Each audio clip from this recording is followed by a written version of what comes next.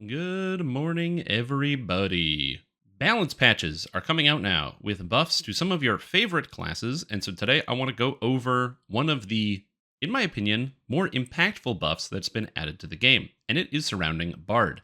Now, Bard actually is getting some more buffs in the next patch. They're just not really relevant to this build, so we're not going to dwell on that.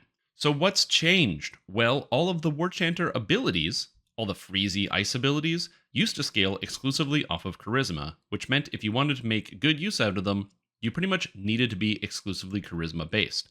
This has been changed, however, so that now they work off of strength, dex, and charisma. And this is important because there should be a lot of different ways to play Bard. In fact, if you check the swashbuckler tree, it delineates three specific ways to play through the ability different tack, allowing you to change up the damage stat that you use depending on what you want while swashbuckling, choosing dexterity, charisma, or intelligence. Now, I'm okay with the Bard abilities not scaling off of intelligence because that doesn't really make a whole lot of sense. But one of the things I do like is the fact that now you can actually use the Bard Scaldic Rage ability in the Scald tree to increase the DCs of your attacks. This is especially good because not only can you do that, you can now multiclass with Barbarian. The Barbarian Warrior Scald on the battlefield, two-handed weapon, in hand, freezing people, all strength, is a thing you can play. But that is very much not what I played. I thought to myself, hey, wait a minute. If I can use dexterity, so I can play a dex to hit and damage bard, I could try out some sort of swashbuckler using the freezes, but being dex-based, having the advantages of dexterity, giving you stuff like extra reflex saves, evasion, and the like. And so I did just that. And what you see before you is the Puss in Boots build. Now you see, the reason I went with Tabaxi is not just because, it really fits the theme, but most importantly, Tabaxi get an ability at the first core of their tree that lets them use their dexterity to hit with all weapons. Generally, if you want to be dex to hit and damage as a bard, you need to take the feat Weapon Finesse, and then you have to take different tack out of the swashbuckler tree to get dex to damage. However, because I'm a Tabaxi, I don't have to worry about spending a feat. Now, technically, you could just do this as a human and use your feat on Weapon Finesse, and that would accomplish the same goal, but then I don't look like a kitty cat.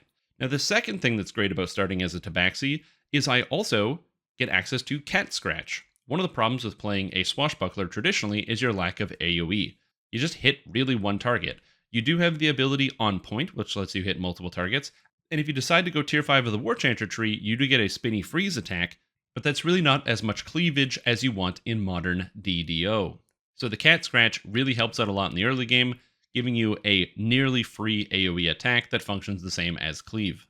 On top of that, since you're a bard and the swashbuckler capstone is bad and the War Chanter capstone is bad, I decided to do a little bit of multi-classing on this character, and so I decided to pick up one level of rogue just for all of the trapping skills during the leveling process. Now, you might be wondering why not 2 levels of Rogue for Evasion. The first part is that I'm going to get Evasion in Epics. This character is definitely going to use the Shadow Dancer tree, which gives you Evasion, so I don't really need to have 2 steps of Evasion. And you might think to yourself, oh, well, okay, well, if you're going to have 2 steps of Evasion, that gives you improved Evasion. That's even better. The problem is, this character is also going to take the effect so that you don't fail reflex saves on a 1 in Epics. And if you don't fail reflex saves on a 1, well, that means your character doesn't need to worry about having improved evasion because you just have enough reflex saves that you never fail ever, and you're basically immune to most area of effect damage attacks. Now, the dexterity with this character is quite cool because it gives you a little bit more flexibility in terms of your defenses, having a little bit more armor class and a lot more reflex saves than your regular bard during the leveling process without actually having to skip on any of the good stuff out of bard, like all of the freezes. Now, this character does actually use tier 5 of the War Chanter tree as opposed to the swashbuckler tree, and the main reason is because even though they did buff Swashbuckler quite a bit, and they also buffed the tier 5s, in fact adding an extra 5% chance to hit from the tier 5 Thread the Needle, the main issue is that it's still bad. So you're going to want to go War Chanter anyway because the stuff in War Chanter is insane. Percentage damage for melee and ranged characters as well as crit chance, a movement speed aura, area of effect freeze attack, it's just pretty much strictly better. So you're going to want to use that instead. Now, if you want to replicate this character, I have the information for you here as well as a build, but I just want to let you know, if you do want to play it, you don't have to play as a Tabaxi. As I said, you could play as a human and just take the feat Weapon Finesse. So if you don't happen to own Tabaxi, you can play the character. You just can't be like Puss in Boots. Maybe you're like Zorro or something. I don't know. Just come up with your own theming as to why your character doesn't happen to be a Tabaxi.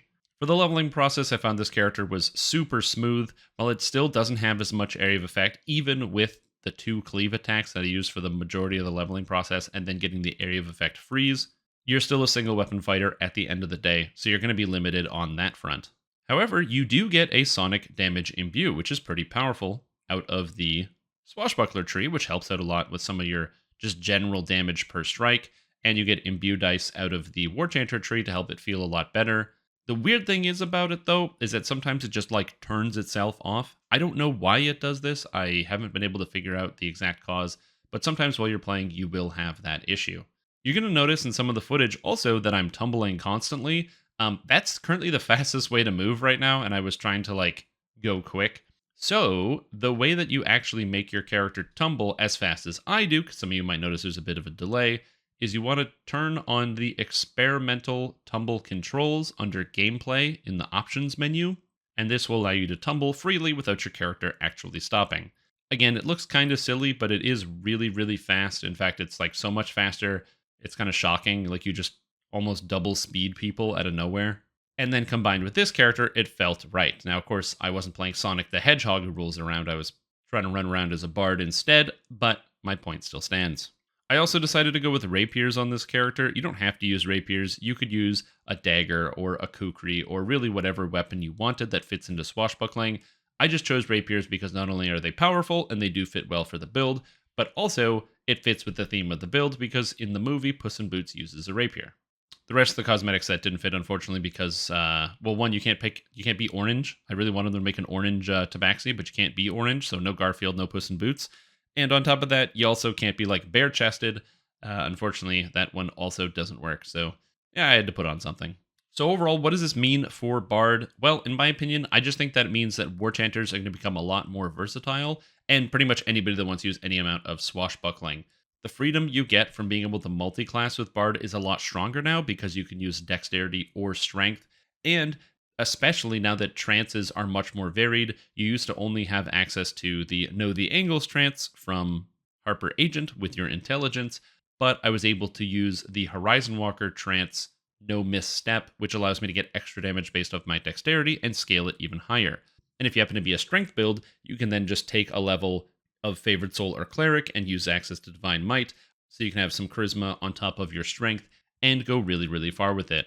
Honestly, I think you have a lot of flexibility with this character in terms of exactly how you put it together, and I could even see some people just taking a few levels of Bard just to get access to the base freeze, because while it does have its DC scaling off of Bard level, it also scales off of Strength and Stunning, and you can get a lot of stunning DCs in modern DDO. Overall, I had a blast, and I would definitely recommend you pick this one up. You could even do it as a first lifer. So don't feel like if you don't have tomes, you can't play this character, because the build I include is specifically designed for people who have no past lives whatsoever. But that's enough yammering for me. Let me pass it over to me with the build. With none other than the swashbuckling savior himself, Puss in Boots, you can have the best dex-based bard of your life. Now, the thing is, dexterity-based bard is new. It's not something you could do before, as swashbuckling was always capable of supporting dexterity, but War Chanter couldn't. You see, the thing is, you used to require charisma. Charisma was the most important stat because it fueled all of your freezes, all of your special abilities. Well, it's been changed. Now War Chanter is this awesome text that says highest of strength, dex, or charisma. You can now play a barbarian. You could run a half-orc bard and smash people with a giant axe, freeze them. It's fantastic. But I decided to go the dex route for 2 reasons. One, I thought the idea of making a character that was like Puss in Boots with a rapier and dexterity would be kind of cool.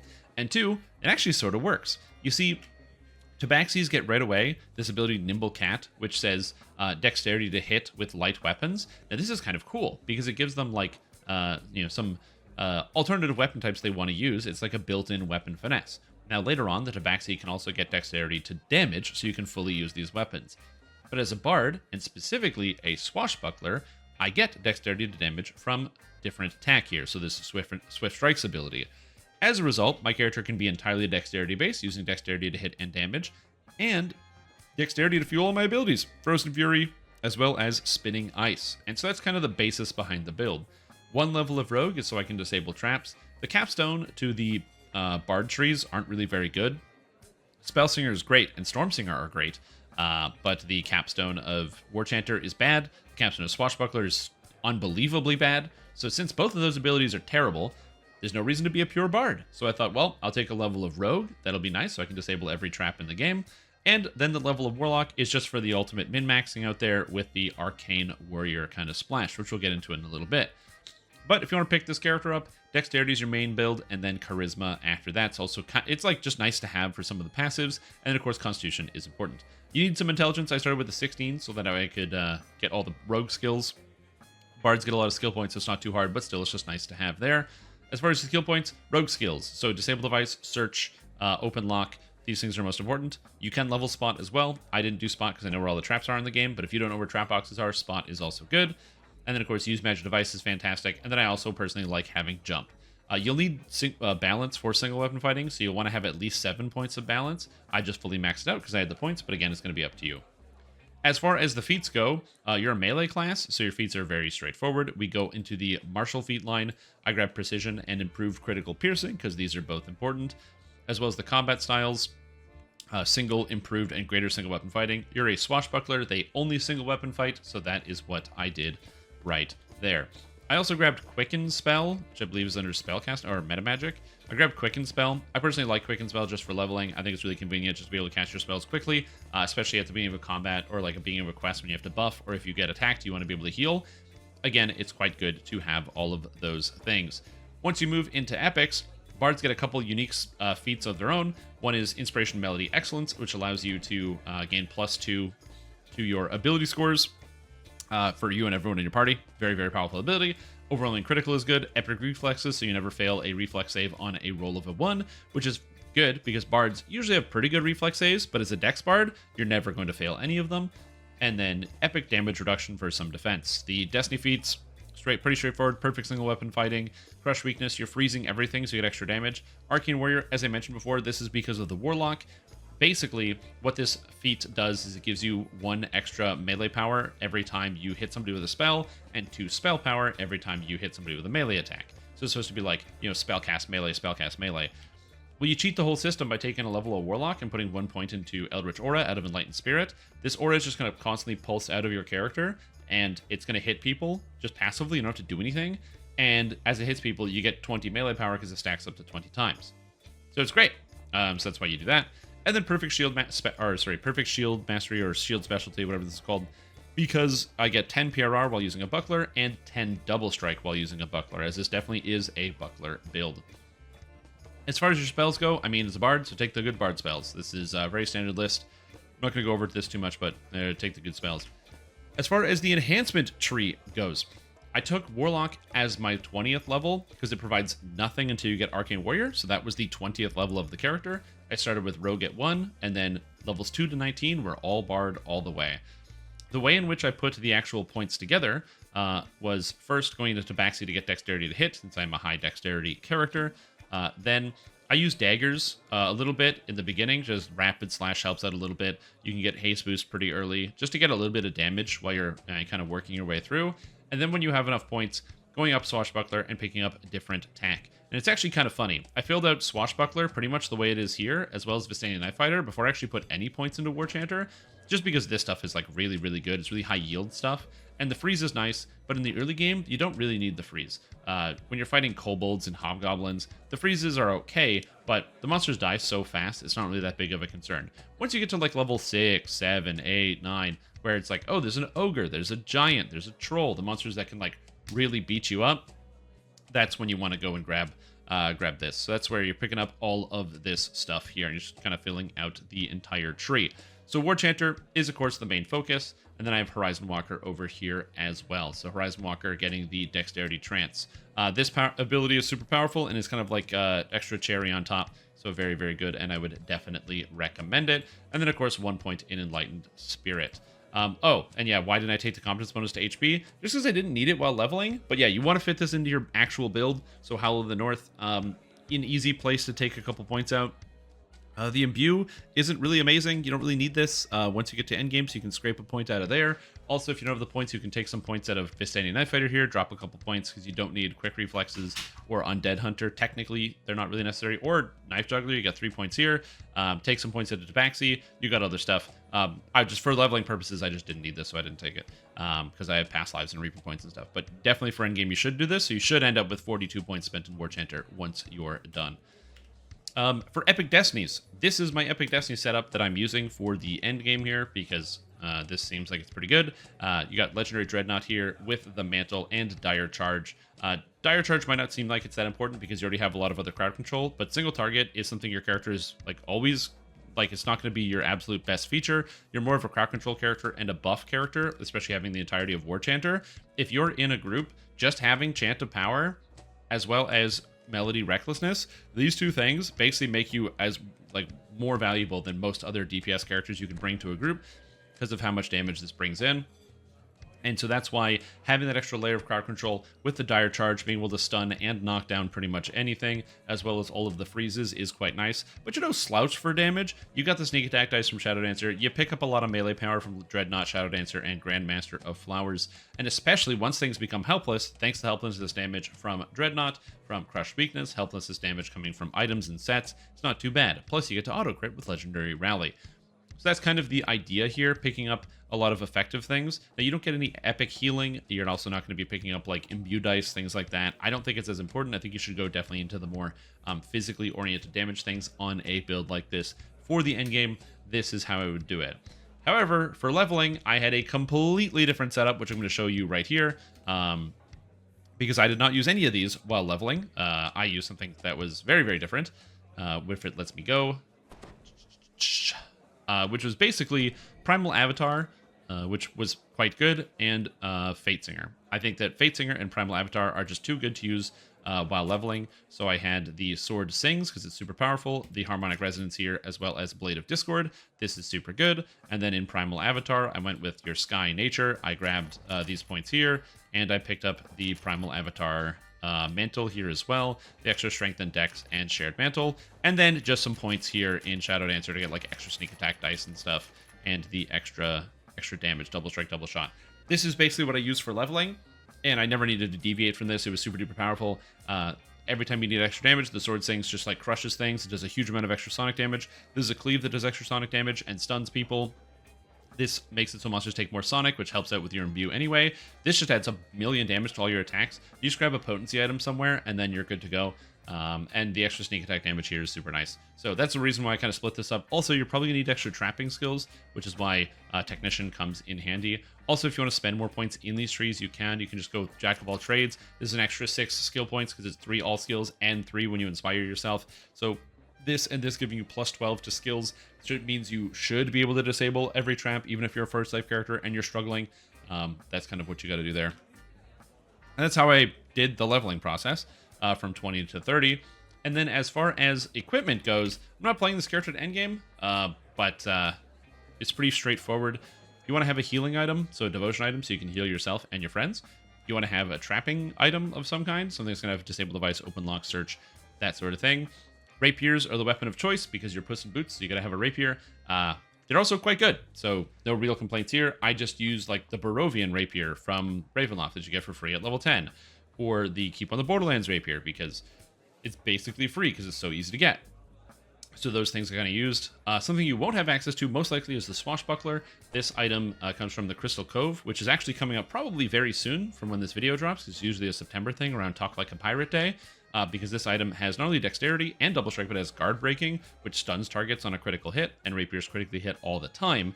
So with this character, if you don't have access to the swashbuckler, there are other guard breaking bucklers you can get access to, such as the buckler from the quest Witch Hunt in Feywild, or the Crabshell buckler from the quest White Plume Mountain, are two examples of very easy to get bucklers that also have guard breaking for the leveling process, because I mean the buckler from Feywild's level 5, so very easy to get, and that'll help you out a lot there.